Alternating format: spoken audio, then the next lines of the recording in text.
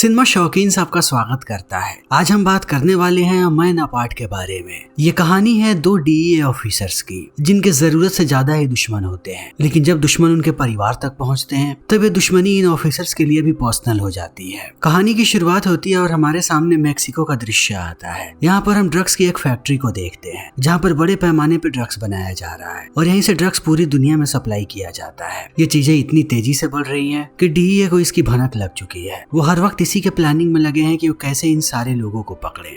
इसी बीच हम देखते हैं मीमो लुसेरो नाम के आदमी, जो एक बहुत बड़ी पार्टी दे रहा है। अमेरिका में जितने जगह भी ड्रग्स की सप्लाई होती है, सारा काम मीमो ही देखता है। तभी हम डीईए ऑफिसर्स को देखते हैं। यहीं पर एक ऑफिसर है जिसका नाम है शॉन। शॉन पहले एक क्रिमिनल हुआ करता था, लेकिन थोड़े समय के बाद वो पुलिस वालों के साथ मिल गया। तब से वो डीईए के लिए काम कर रहा है। शॉन के साथ उसका दोस्त भी काम करता है जिसका नाम है दमित्री। ये दोनों डीईए के बेस्ट एजेंट्स हैं। ये सब लोग अपनी टीम को इकट्ठा करते हैं और तैयारी करने लगते हैं मीमो के पार्टी पर रेड मारने के लिए। थोड़ी देर के बाद वो पहुंच जाते हैं उसके घर के सामने। चारों तरफ से वो लोग स्मोक ग्रेनेड फेंकने लगते हैं अंदर और एक एक करके सबको मार गिराते। जैसे ही मीमो को इस बारे में भनक लगती है, वो भागना शुरू कर देता है, लेकिन डीईए के एजेंट्स उसके पीछे हैं। वो सारे एजेंट्स को चकमा दे करके एक कार में बैठ करके भागने लगता है, लेकिन शॉन इतनी आसानी से उसका पीछा नहीं छोड़ने वाला। वो भागते जाता है और शॉन उसके पीछे ही रहता है। थोड़ी देर के बाद वो उसके क्रू के सारे लोगों को मार गिराता है और पकड़ लेता है मीमो को। तभी यहाँ पर बाकी सारे ऑफिसर्स चले आते हैं। सारे लोग बहुत ही ज्यादा खुश हैं, क्योंकि उन लोगों ने कार्टेल के एक बहुत बड़े मेंबर को पकड़ा है। इसकी मदद से वो लोग पूरे के पूरे कार्टेल को खत्म कर सकते हैं। जब डीईए का हेड यहाँ पर पहुंचता है, तब वो शॉन को शाबाशी देता है कि उसका काम काबिले तारीफ है। उसने डीईए के लिए सबसे बड़ा काम किया है। सब लोग मीमो को लेकर के चले जाते हैं और शॉन वापस आता है अपने घर पे अपनी पत्नी के पास, जिसका नाम है स्टेसी। स्टेसी शॉन को देख करके बहुत खुश होती है। अगले दिन हम डीईए वालों का इंटरव्यू देखते हैं। मीडिया के सामने ये लोग बड़े ही प्राउडली कहते हैं कि जल्दी ही हम सारे कार्टेल को खत्म कर देंगे। तभी हमारे सामने मैक्सिको का दृश्य आता है। यहाँ पर हम एल डेब्लो नाम के गैंगस्टर को देखते हैं। उसे पता है कि अब मीमो जेल चला गया। उसके जितने भी अड्डे मैक्सिको में थे, वो एक एक करके सारे अड्डों पर अपना कब्जा करने लगता है और मीमो के सारे लोगों को मारने लगता है, ताकि अब वो पूरे कार्टेल को चला सके। ये बात धीरे धीरे करके हर जगह फैल जाती है। हम मीमो को देखते हैं अमेरिका के जेल में। उसे इस बारे में पता लगता है कि एल डिब्लो उसके हर एक अड्डे पर कब्जा करते जा रहा है। वो जल्दी ही पूरे कार्टेल को चलाएगा। एल डिब्लो को ये बात बिल्कुल भी अच्छी नहीं लगती, क्योंकि इस तरीके से उसका नामो निशान मिट जाएगा। तब वो कॉल करता है अपने आदमी रामोन को और बताता है कि जितनी जल्दी हो सके वो सारी चीजों को ठीक करे।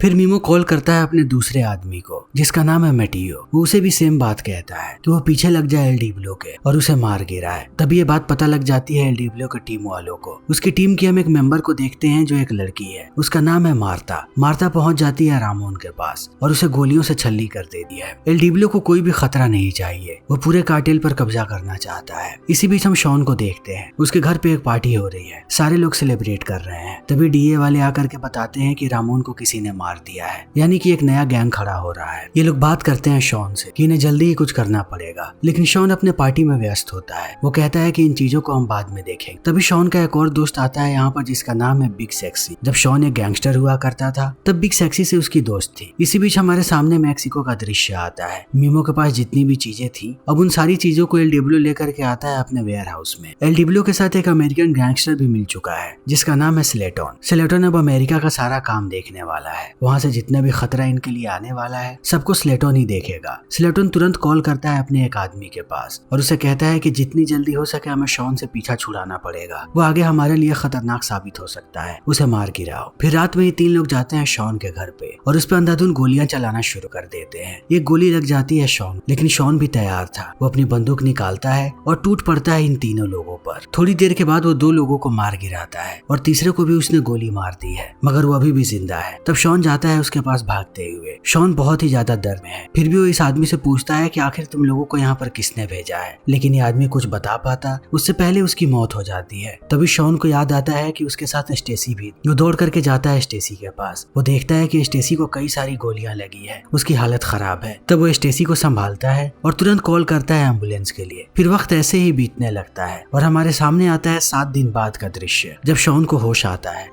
होश आने के बाद शॉन को पता लगता है कि एक दिन पहले ही मौत हुई है स्टेसी की। उसे डॉक्टर्स बचा नहीं पाए, उसकी हालत बहुत ही ज्यादा क्रिटिकल थी। इन बातों को सुनने के बाद शॉन टूट जाता है और वो भागने की कोशिश करता है हॉस्पिटल से, मगर दमित्री उसे रोक करके सुला देता है कि अभी उसकी हालत ठीक नहीं। थोड़े दिनों के बाद जब शॉन की हालत ठीक होती है तब उसे दमित्री लेकर के आता है स्टेसी के कब्र पे। अपनी पत्नी के कब्र को देखने के बाद शॉन रोता है और वो अकेला रहना शुरू कर देता है। अब उसे किसी से भी बात करने में कोई भी रुचि नहीं है। लेकिन जैसे जैसे समय बीतता है शॉन की मायूसी गुस्से में बदलने लगती है। अब उसे कैसे भी अपनी पत्नी का बदला लेना है, चाहे कुछ भी हो जाए। वो हाथ पर हाथ धरे नहीं बैठ सकता। तुरंत ही वो जेल में जाता है मीमो से मिलने के लिए और उससे पूछताछ शुरू कर देता है कि उसने ऐसा क्यों करवाया। लेकिन मीमो कुछ नहीं बोलता। थोड़ी देर के बाद शॉन वहीं पर बैठ जाता है और सिगरेट ऑफर करता है। मीमो सिगरेट पीने के बाद कहता है कि अगर मुझे तुम्हें मरवाना होता तो मैं कब का कर चुका होता। जेल में आने के बाद मैं तुम पर कभी भी हमला नहीं करवाता, क्योंकि मैं जेल से बाहर ज्यादा पावरफुल था। शॉन को भी इस बात में लॉजिक नजर आता है। वो समझ जाता है कि कार्टेल के किसी आदमी ने भी उस पर हमला नहीं करवाया, ये कोई बाहर का आदमी है। वापस आता है और बात करता है दमित्री से। तब दमित्री कहता है कि अगर तुम्हें बाहर के आदमी के बारे में कुछ भी पता करना है तब तुम्हें बिग सेक्सी के पास जाना चाहिए। बिग अभी भी पहले की तरह काम कर रहा है, उसे स्ट्रीट के सारे लोगों के बारे में पता है। शॉन अब पहुंचता है बिग के पास और उसे पूरी बात बताता है। बिग कहता है कि हमें एक एक करके सारे डीलर से बात करनी पड़ेगी। रात में ये लोग निकल जाते हैं गलियों में। बिग एक कुत्ते को भी लेकर के आया है जो ड्रग सूंघ सकता है। जब ये लोग घूम रहे होते हैं तभी कुत्ता चला जाता है गाड़ी के पास, जिस गाड़ी के अंदर बहुत सारा ड्रग्स है। शॉन जाता है गाड़ी की डिक्की को खोलने के लिए। तभी यहाँ पर एक महिला आती है और कहती है कि थोड़े समय पहले से एक आदमी यहाँ पर रह रहा है जिसकी ये गाड़ी है। उसने ड्रग्स का बहुत सारा डोज ले लिया था, फिर वो ओवरडोज से मर गया। वो सामने वाले ही घर में रहता है। तब शॉन और बिग ये सारे लोग जाने लगते हैं उस घर के अंदर। जैसे ही वो लोग अंदर दाखिल होते हैं उन्हें अंदर सिर्फ लाशें नजर आती हैं जिनसे अब बदबू आ रही है। शॉन देखता है कि एक लाश के ऊपर लिखा है डियाब्लो। तब उसे समझ में आने लगता है कि शायद इसमें एल डियाब्लो शामिल हो सकता है, उसी ने इन सारे लोगों को मरवाया है। लेकिन अब शॉन बाकी चीजों को फिगर आउट करता उससे पहले ऊपर से इन लोगों पर कोई गोली चलाने लगता है। बहुत देर तक यहाँ पर गोलीबारी हुई है, लेकिन अंत में शॉन एक आदमी को पकड़ लेता है और पूछताछ करना शुरू कर देता है। लेकिन ये लड़का शुरुआत में कुछ नहीं बताता। तब शॉन गुस्से में अपनी बंदूक निकालता है और कहता है कि अगर तुमने मुझे कोई भी जानकारी नहीं तब तुम किसी के कोई भी काम के नहीं, मैं तुम्हें मार दूंगा। तब वो सब कुछ बकना शुरू कर देता है। कहता है कि यहाँ पर स्लेटन नाम का एक आदमी है जो अमेरिका का पूरा काम देख रहा है। वो मिला हुआ है एल डियाब्लो के साथ। आगे की बात वही तुम्हें बता सकता है। इन बातों को सुनने के बाद शॉन यहाँ पर डीईए को बुलाता है और इस लड़के को उनके हवाले कर देता है ताकि वो लोग बाकी जानकारियां निकलवाएं। अब इनके पास स्लेटन का नाम है। दमित्री और शॉन दोनों उसका पीछा करना शुरू कर देते हैं। स्लेटन यहाँ पर एक सलून चलाता है। सबको लगता है कि यही उसका धंधा है, लेकिन शॉन सच्चाई जान चुका है। एक दिन वो स्लेटन को रोकता है और उससे पूछताछ करना शुरू कर देता है, लेकिन स्लेटन कुछ भी नहीं बताता। वो ऐसे बिहेव करता है जैसे उसे कुछ भी नहीं पता। तब शॉन को गुस्सा आ जाता है और वो मारने दौड़ता है स्लेटन को, लेकिन दमित्री बीच में आकर के इन दोनों को अलग करवा देता है और स्लेटन बड़े ही आसानी से निकल जाता है। यहाँ से निकलने के बाद वो जाता है अपने एक दोस्त के घर पे, उसके साथ शराब पीता है और अंत में उसे ही गोली मार देता है। फिर वो कॉल करता है अपने आदमी होंडो, उसे बताता है कि जितना भी ड्रग्स पड़ा हुआ है सबको लेकर के आओ। अब अमेरिका के हर एक कोने में मेरा ड्रग्स होना चाहिए। वो यहाँ पर शॉन के बारे में भी बात करता है कि शॉन पहले भी इनके लिए खतरनाक था और अब वो और भी ज्यादा खतरनाक हो चुका है, उसे जल्दी ही रास्ते से हटाना पड़ेगा। तभी दूसरी तरफ हम मटियो के आदमियों को देखते हैं। मटियो ने मीमो से वादा किया था कि वो उसके परिवार को किसी सेफ जगह पर भेजेगा। वो उसके पूरे परिवार को कार में बैठाता है यहाँ से भेजने के लिए, लेकिन कार यहाँ से निकलती उससे पहले पूरी की पूरी कार में आग लग जाती है और एक ही झटके में मीमो का पूरा परिवार तबाह हो जाता है। तब मटियो कॉल करता है मीमो को और उससे माफी मांगता है कि वो अपने वादे को पूरा नहीं कर पाया जब वो उसके परिवार को यहाँ से दूर भेज रहा था। उसी वक्त उन सारे लोगों की मौत हो गई। इन बातों को सुनने के बाद मीमो टूट जाता है कि अब उसका इस दुनिया में कोई भी नहीं है। मीमो अभी जेल के अंदर है, वो अपने परिवार का यहाँ से बदला भी नहीं ले सकता। तभी उसे शॉन की याद आती है कि उसकी भी पत्नी को एल डियाब्लो ने मरवाया है। मीमो और शॉन दोनों का दर्द एक जैसा है, दोनों ही बदला लेना चाहते हैं। मीमो तुरंत बुलाता है जेल में शॉन और अपनी पूरी कहानी बताता है शॉन को और ये बात भी कहता है कि सबको एल डियाब्लो ने मरवाया है, मेरे परिवार को और तुम्हारी पत्नी को भी, इसीलिए हम दोनों को मिल करके काम करना चाहिए, तभी हम उसका खात्मा करवा सकते हैं। तब शॉन भी मान जाता है। मीमो एक छोटी सी पर्ची देता है शॉन को जिस पर एक ड्रग डीलर का नाम लिखा हुआ है। शॉन पर्ची को लेता है और बाहर आ जाता है। उसमें जो नाम के ड्रग डीलर का नाम लिखा हुआ है। शॉन बिना वक्त गवाए पहुंच जाता है उसके बार और उसके साथ डील करना शुरू कर देता है। जो को लगता है कि शॉन कोई नया ड्रग डीलर है जो इससे बहुत सारा ड्रग्स लेना चाहता है। बहुत देर तक इनकी बातें होती, ये लोग डेट की तारीख भी मुकर्रर करने लगते हैं। तभी जो एक लड़की को भेजता है शॉन के पास उसे कंपनी देने के लिए, लेकिन शॉन अब किसी भी औरत के पास नहीं जाना चाहता। हाल ही में उसकी पत्नी की मौत हुई है। इस चीज को देखने के बाद जो उसका मजाक बनाता है और कहता है कि क्या तुम्हें लड़कियां पसंद नहीं है, कोई लड़का भेजूं भेजूं मैं तुम्हारे लिए? तब शॉन गुस्सा हो जाता है। इस चीज को देखने के बाद जो सबको शांत करवाता है और डील की लोकेशन बता देता है कि कहाँ पर ये लोग डील करने वाले। शॉन सीधा वापस आता है डीए के ऑफिस में और पूरी बात बताता है कि मैं एक डील करने वाला हूँ। उस डील में बहुत सारा ड्रग शामिल होने वाला है। हम एक झटके में बहुत सारे लोगों को पकड़ ले और वो सारे लोग हमें लेकर के जाएंगे एल डीप तक, जहाँ पर मैं डील करने वाला हूँ।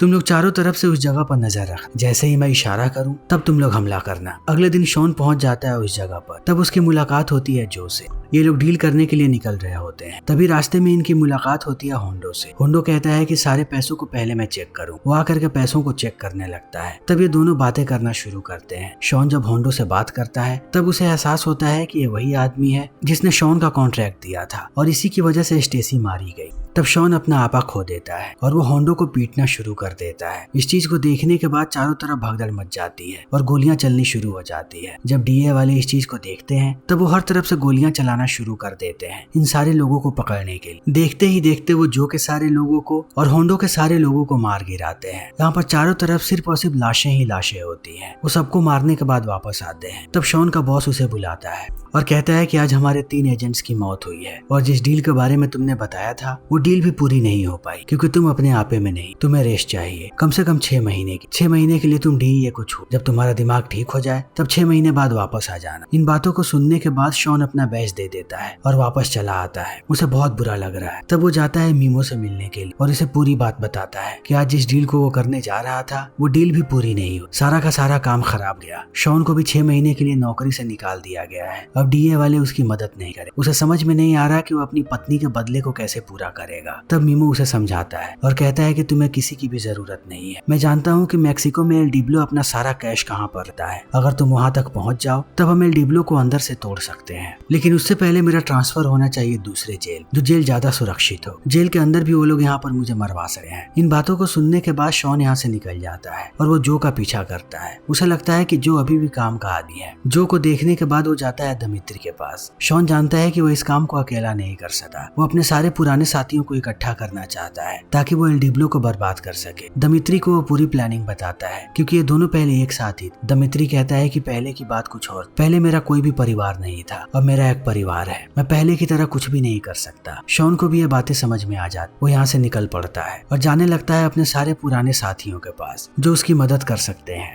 वो उनसे बातें कर ही रहा होता है तभी यहाँ पर दमित्री आ जाता है। वो शॉन को देख करके कहता है कि तुम हमेशा से मेरे भाई रहे हो। मुझे पता है कि तुम अभी मुसीबत में हो। मैं तुम्हारा साथ नहीं छोड़ूंगा, चाहे कुछ भी हो जाए, हम लोग एक साथ हैं। तब शॉन भी खुश हो जाता है। तब ये लोग जाते हैं अपने तीसरे साथी बिग सेक्सी के पास। वो मान जाता है इनकी मदद करने। तुरंत ये लोग प्लानिंग करते हैं और रात में घुस जाते हैं जो के बार के अंदर। वो पूरे बार को खंडर बना देते हैं। फिर जो पर बंदूक तानते हैं और कहते हैं कि हम जैसा कहते हैं तुम्हें वैसा करना पड़ेगा, वरना तुम अपनी जान से हाथ धो बैठो। तब जो भी मान जाता है। शॉन उसे कहता है कि एल डिब्लो के साथ एक डील करो। स्लेटन उसका काम देखता है अमेरिका में। उसे कॉल करो और बोलो कि तुम्हें बहुत बड़ा कंसाइनमेंट चाहिए, तुम कैश में पेमेंट करो। तब जो ऐसा ही करता है। स्लेटन भी मान जाता है क्योंकि ये डील बहुत बड़ी है, इसलिए स्लेटन कहता है कि वो खुद आएगा इस डील को पूरा करने के लिए। अगले दिन जो पहुंच जाता है उस लोकेशन पर जहाँ पर ये डील होने वाली है। स्लेटन भी एक प्राइवेट जेट से आता है सारे ड्रग्स को लेकर के, लेकिन जब वो कैश के लिए गाड़ी को खोलने जाता है तभी वो अंदर देखता है कि शॉन है बंदूक लेकर के। शॉन बंदूक तान देता है स्लेटन पे। ये सारे लोग मिल करके उसे टॉर्चर करना शुरू कर देते हैं। शॉन यहाँ पर एक कब्र खोदता है और उसके अंदर डाल देता है स्लेटन। फिर ये लोग मिट्टी डालना शुरू कर देते हैं कि अगर स्लेटन ने उनकी मदद नहीं की और नहीं बताया कि एल डिब्लो कहाँ पर है तब वो लोग उसे जिंदा ही दफन कर देंगे। स्लेटन कहता है कि मेरी हमेशा ही उससे फोन पर बात हुई है, मैंने आज तक एल डिब्लो को कभी भी नहीं देखा है। तब शॉन को भी इन बातों पर भरोसा हो जाता है। वो स्लेटन को कहता है कि तुम्हें हमारा आखिरी काम करना पड़ेगा। इन सारे पैसों को लेकर के तुम मैक्सिको जाओगे एल डिब्लो के पास। तब स्लेटन भी मान जाता है। वो सारे पैसे रख देता है उसके प्लेन, लेकिन पैसों के भीतर उसने एक ट्रैकिंग डिवाइस को लगा दिया है ताकि वो ट्रैक कर पाएगा कि ये सारे पैसे कहाँ पर जा रहे हैं। थोड़ी देर के बाद अब स्लेटन पहुंच जाता है मैक्सिको, लेकिन वो जैसे ही पैसे लेकर के बाहर आता है एल डिब्लो के लोग उसे मार देते हैं। वो बहुत लेट आ रहा है इसीलिए। फिर वो सारे पैसों को लेकर के जाने लगते हैं एल डिब्लो के पास। शॉन अपने दोस्तों के साथ ट्रेस करने लगता है उन पैसों। थोड़ी देर के बाद ये लोग पहुंच जाते हैं एल डिब्लो के हेडक्वार्टर पे। ये बाहर के गार्ड्स को मारते हैं और चले जाते हैं अंदर। शॉन जैसे ही अंदर दाखिल होता है है उसे एल डिब्लो की शक्ल नजर आती है। तब शॉन को पता लगता है कि यह मटियो है जिसने एक गेम खेला था और नए नाम की मदद से ये सारे के सारे काम कर रहा था। तब शॉन मटियो से पूछता है कि आखिर तुमने ये सब कुछ क्यों किया। मटियो कहता है मीमो के कहने पे। मीमो ही इन सारी चीजों का मास्टरमाइंड है, उसने तुम्हारा इस्तेमाल किया ताकि तुम रिक्वेस्ट डालो कि उसे एक जेल से दूसरे जेल में ट्रांसफर कर दिया जाए। जब उसका ट्रांसफर हो रहा होगा तब मीमो वहाँ से भाग गया होगा, उसने तुम्हारा इस्तेमाल किया है। इन बातों को सुनने के बाद शॉन आग बबूला हो जाता है, लेकिन वो कुछ करता उससे पहले मटियो के लोग उसे पकड़ लेते हैं। तभी यहाँ पर दिमित्री आकर के गोलियां चलाने लगता है। ये लोग मटियो के सारे लोगों को मारने लगते हैं। जब मटियो इन चीजों को देखता है तब वो भागना शुरू कर देता है। वो आता है एक टनल के पास जहाँ पर बहुत सारा पानी है ताकि वो पानी के नीचे से भाग सके, मगर शॉन भी उसके पीछे ही है। जैसे ही मटियो शॉन को देखता है वो उसके पैर में गोली मार देता है, फिर भी शॉन उसका पीछा नहीं छोड़ता